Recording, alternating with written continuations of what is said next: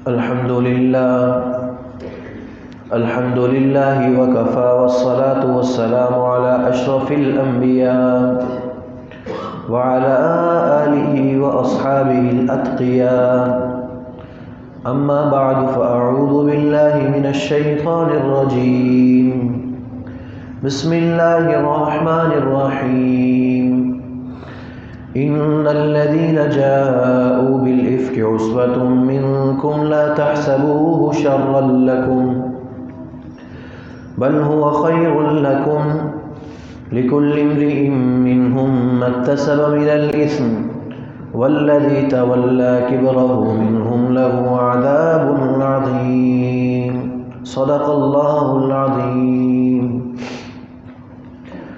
واجب القدر احباب، سامعین ذی وقار، آج کے درس میں سورۃ النور کی آیت نمبر 11 کی تلاوت کی گئی ہے، اور یہ جو اگلا پورا رکوع ہے، تقریباً 10 آیات بنتی ہیں، آیت نمبر 11 سے لے کر آیت نمبر 20 تک.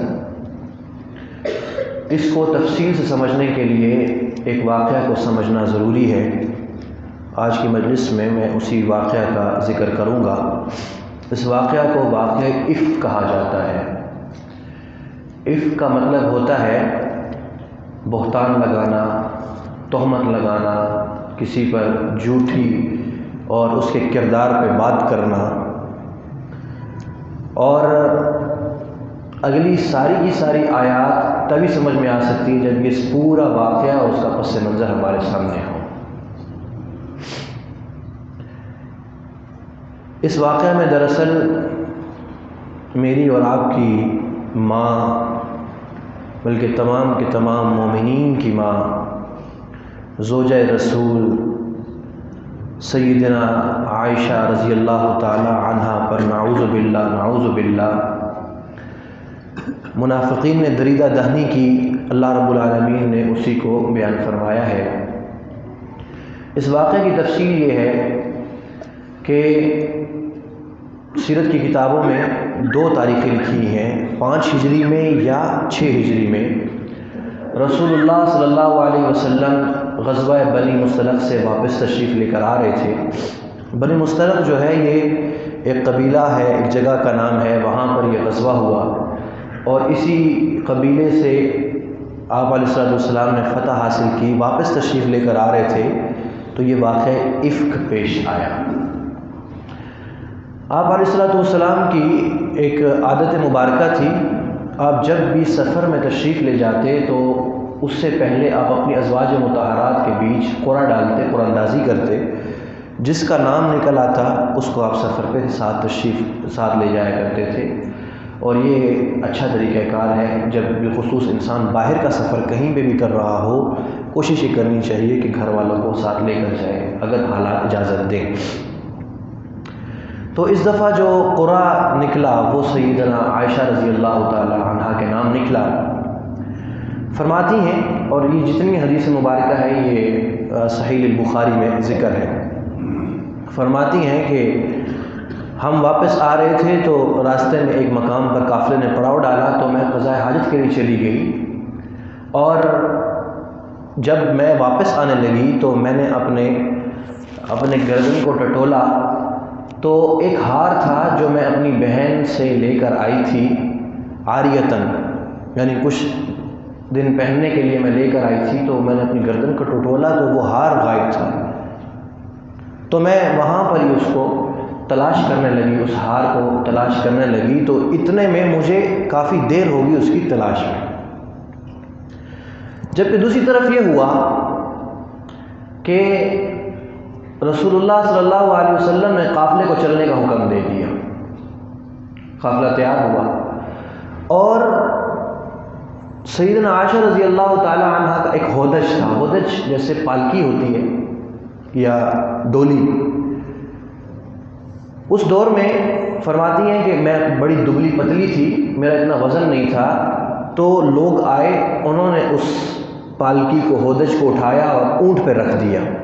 چونکہ میرا اتنا وزن بھی نہیں تھا اور اٹھانے والے کافی سارے تھے تو ان کو پتہ نہیں لگا کہ بیچ میں کوئی بندہ موجود ہے یا نہیں ہے، انہوں نے اٹھا کے اس کو اس پہ رکھ دیا، قافلہ چلا گیا۔ کہتی ہیں، فرماتی ہیں کہ میں جب واپس اس جگہ پر آئی تو میں نے دیکھا کہ وہاں پر نہ کوئی مسافر تھا، نہ کوئی آواز سننے والا کہ کسی کو آواز دی جائے، بالکل میں اکیلی تھی۔ تو میں بڑی پریشان ہوئی، اور اسی پریشانی کے عالم میں میرے ذہن میں یہ بات آئی کہ میں اسی جگہ پر بیٹھی رہتی ہوں، یہ لوگ آگے جہاں پر بھی پہنچیں گے مجھے دیکھیں گے، مجھے نہیں پائیں گے تو لازمی واپس آئیں گے، میں یہاں پر ہی بیٹھی رہوں گی، یہاں پر مجھے وہ مل جائیں گے اور اس طریقے سے میں اپنے قافلے سے مل جاؤں گی۔ اور یہ بہترین فیصلہ تھا، یہ ایک بہترین اور عقل مندانہ، دانش مندانہ فیصلہ تھا۔ ایک گمی، اس دور میں موبائل تو تھی نہیں، فون کر لیتے اور لوکیشن بھیج دیتے اور آ جاتے، ایسے تو تھا نہیں، لیکن تو اسی بہترین فیصلہ کر کے کہتی ہیں میں تو اس فیصلے کی وجہ سے، میں تو اس سوچ کی وجہ سے وہاں بیٹھی، لیکن اللہ کو کچھ اور منظور تھا۔ فرماتی میں وہاں بیٹھی رہی، تھوڑی دیر میں مجھے نیند آ گئی، میں سو گئی، اور یہ رات کا آخری پہر تھا کہ اچانک مجھے زور کی آواز آئی، انا للہ و انا الیہ راجعون۔ اس آواز کو میں نے سنا تو میں اٹھ کھڑی ہوئی، تو میں نے دیکھا کہ سامنے صفوان بن معطل رضی اللہ تعالیٰ صحابی رسول تھے۔ وہ کہنے لگے، او اللہ کے رسول کی بیوی، انہوں نے یہ بات کی اور پھر پڑھا انا للہ و انا الیہ راجعون۔ بس حضرت عائشہ خود فرماتی ہیں پردے کا حکم نازل ہونے سے پہلے انہوں نے مجھے دیکھا ہوا تھا، اس وجہ سے پہچان لیا، اور اس بات کے علاوہ پورے راستے میں صفوان نے میرے سے کسی قسم کی کوئی بات نہیں کی۔ خود بیچ میں کہتی ہیں یہ بڑے شریف النفس ہیں، بڑے شریف النفس ہیں، صرف اس بات کے علاوہ۔ اچھا، صفوان کے پیچھے پیچھے آ رہے تھے۔ دراصل عرب میں جب قافلے چلا کرتے تھے اس کی ترتیب یہ ہوا کرتی تھی کہ ایک شخص ہمیشہ قافلے کے پیچھے رہتا تھا کہ اگر قافلے سے کوئی چیز گر جائے، کوئی چیز پیچھے رہ جائے تو وہ اس کو اٹھا کر لے آئے۔ تو حضرت صفوان نے حضرت عائشہ رضی اللہ تعالی عنہا کو اپنے اونٹ پہ سوار کیا، خود نکیل پکڑی اور چلنا شروع کر دیا، اور دوسری طرف یہ قافلہ دن دوپہر میں کسی جگہ پر جا کر رکا، پڑاؤ ڈالا، تو یہ بات سارے قافلے میں پھیل گئی کہ سیدنا عائشہ رضی اللہ تعالی عنہا موجود نہیں ہے۔ فرماتے ہیں کہ عین دوپہر میں ہم قافلے کے ساتھ جا کر مل لیے۔ اچھا، اب جب یہاں تک بات ہو گئی، مکمل ہو گئی، ختم ہو گئی، حضرت عائشہ پیچھے رہ گئی، لیکن چونکہ اس قافلے میں منافقین کی ایک بڑی تعداد موجود تھی۔ ویسے تو منافقین جنگوں سے کترایا کرتے تھے، لیکن چونکہ یہ جو جہاد تھا اس میں مقابلے کی اتنی زیادہ معلوم تھا کہ اتنا مقابلہ نہیں ہوگا، جبکہ مال غنیمت بہت ملنا تھا، تو منافقین بڑی تعداد میں شریک ہوئے۔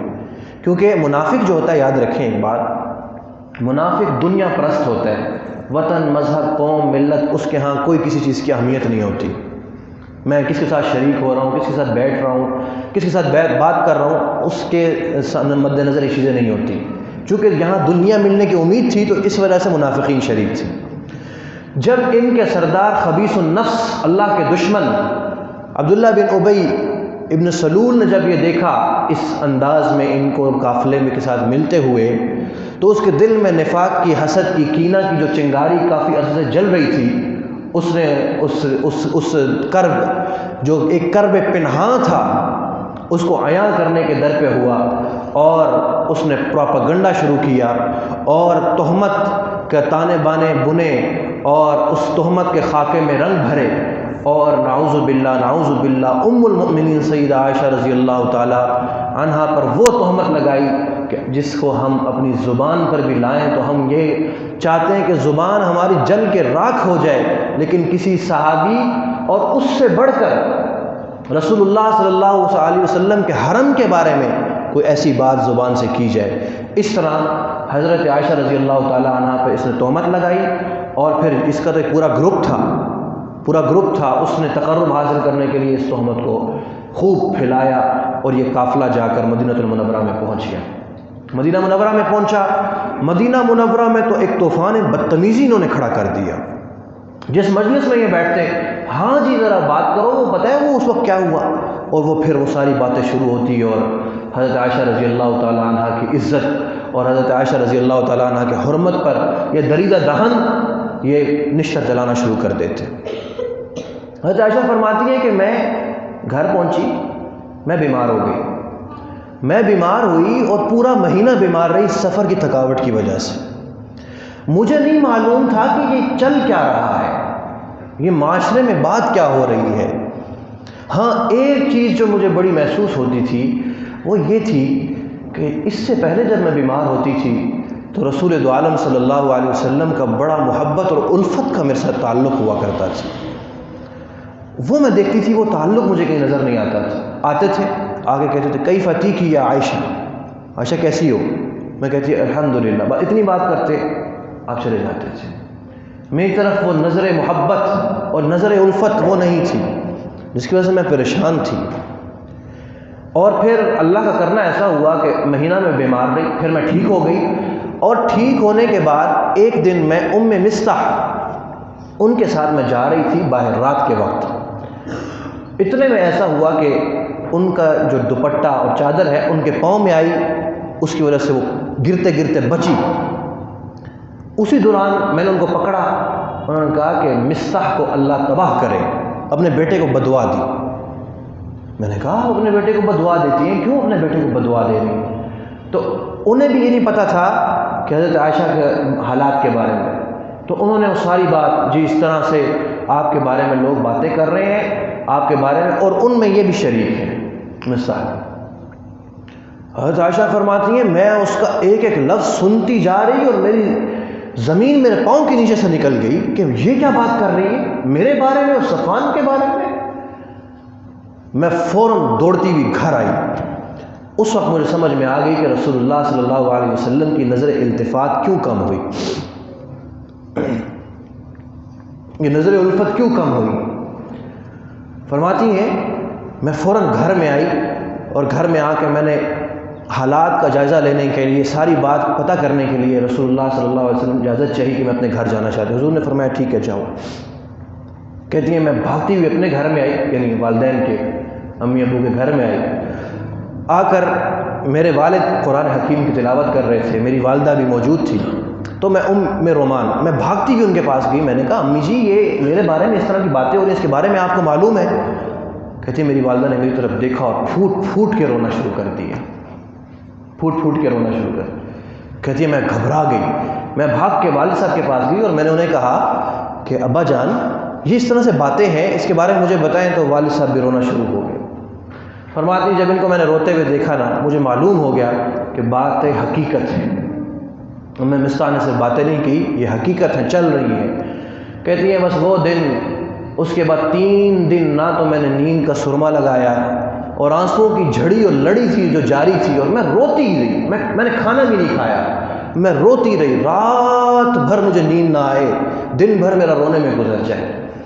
اس طرف یہ، دوسری طرف رسول اللہ صلی اللہ علیہ وسلم سخت پریشان، میرے احباب بڑی سخت پریشانی تھی آپ علیہ السلام کو، گھر، خاندان، اور آپ علیہ السلام نے اسی وجہ سے صحابہ اکرام کو جمع فرمایا۔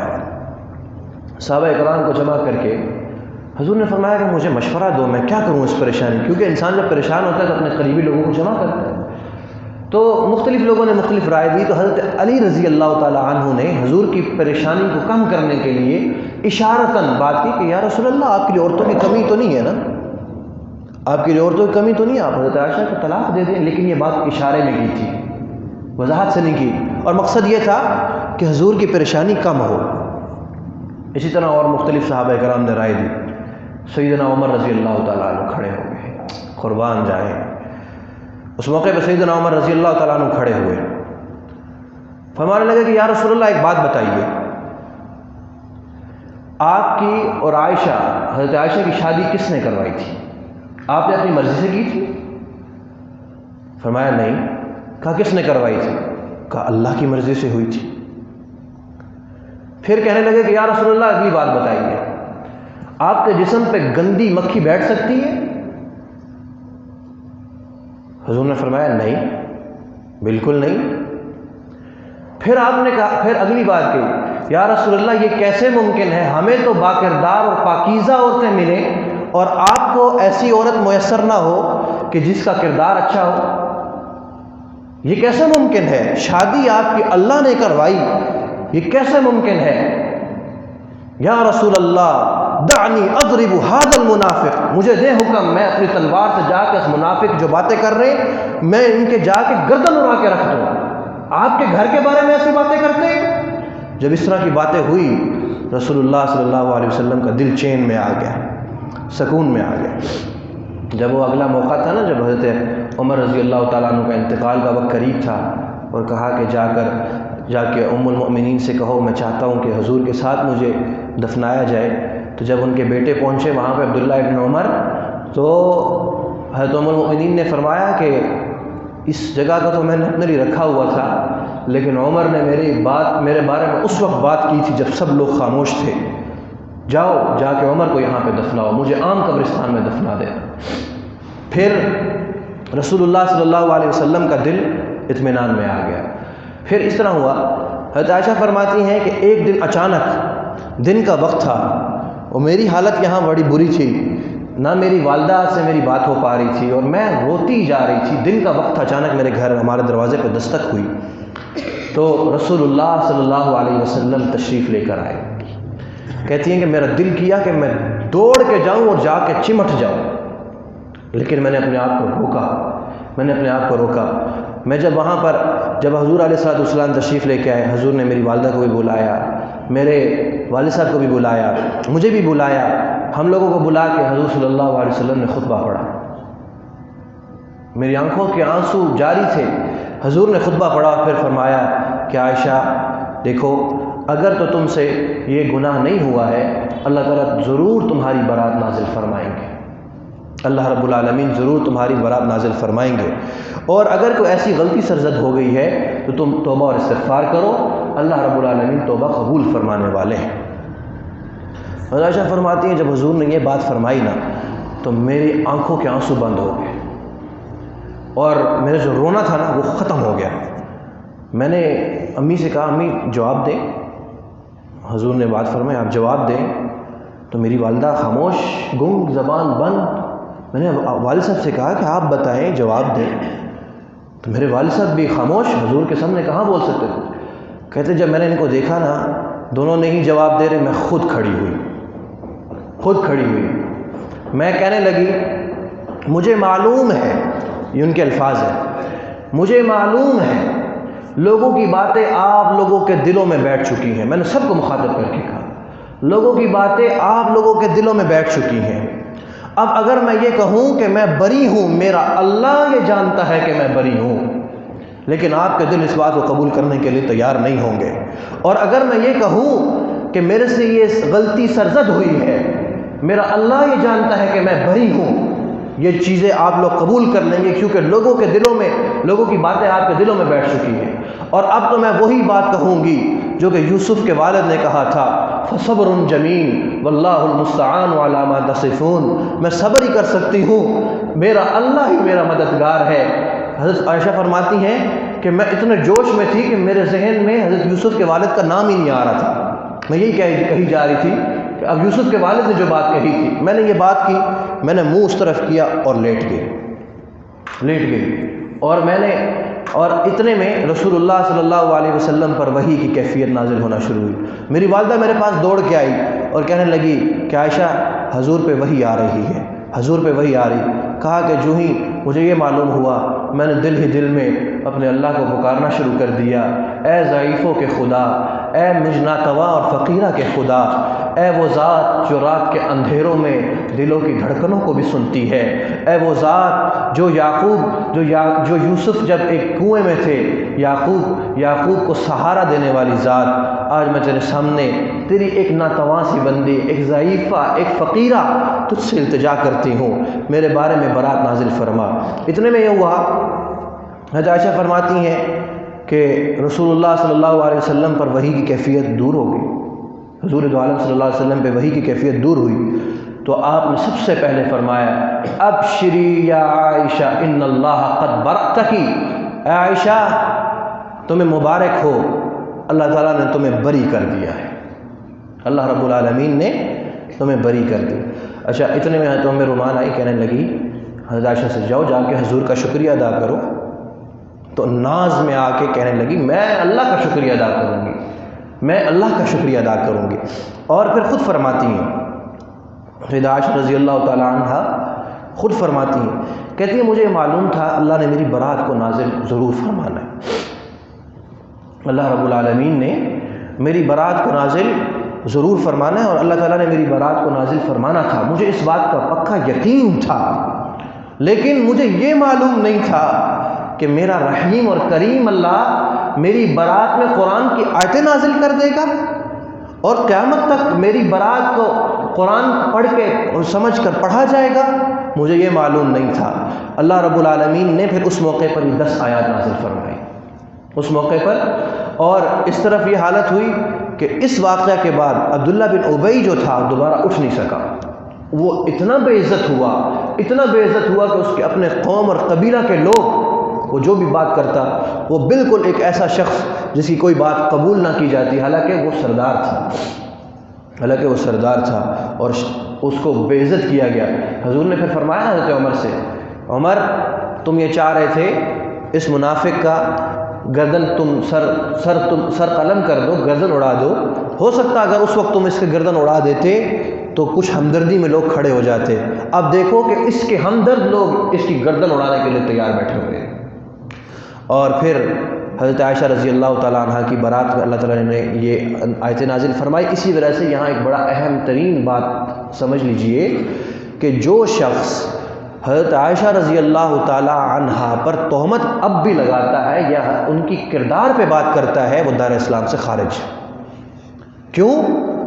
یہ جذباتی جملہ نہیں ہے، وہ دائرہ اسلام سے خارج اس وجہ سے ہے وہ قرآن حکیم کی ان آیات بینات کا انکار کرتا ہے، ان کا انکار کرتا ہے۔ اور قرآن کی ایک آیت مبارکہ کا انکار، ایک لفظ کا انکار انسان کو دائرہ اسلام سے نکال دیتا ہے۔ اور یہ آیات، اچھا اس موقع پر پھر 3 قسم کے گروہ بن گئے تھے۔ ایک تو منافقین کا جنہوں نے تہمت لگائی، دوسرے وہ لوگ جنہوں نے ڈٹ کر کہا کہ نہیں ایسا نہیں ہو سکتا، اللہ کے رسول کے گھر والے ایسے نہیں ہو سکتے، اور تیسرے وہ تھے جنہوں نے تہمت نہ تو لگائی اور نہ اس بات کو تسلیم کرتے تھے لیکن خاموش ہو گئے تھے، وہ اپنے آپ کو بچانے کے لیے بس ٹھیک ہے خاموش ہو، چل رہا ہے وہ چل رہا ہے۔ تو اللہ رب العالمین نے تینوں گروہوں کو ذکر کیا، پھر قرآن نے تینوں گروہوں کے بارے میں کیا کیا احکامات نازل فرمائے، انشاءاللہ وہ اگلے درس میں۔ اللہم انت السلام ومنک السلام تبارکت ربنا وتعالیت یا ذا الجلال والاکرام، سبحانک لا علم لنا الا ما علمتنا انک انت العلیم الحکیم۔ اللهم ارنا الحق حقا وارزقنا اتباعه وارنا الباطل باطلا وارزقنا اجتنابه، لا اله الا هو رب العرش العظيم، لا اله الا هو رب العرش الكريم، آمين بجاه النبي الكريم برحمتك۔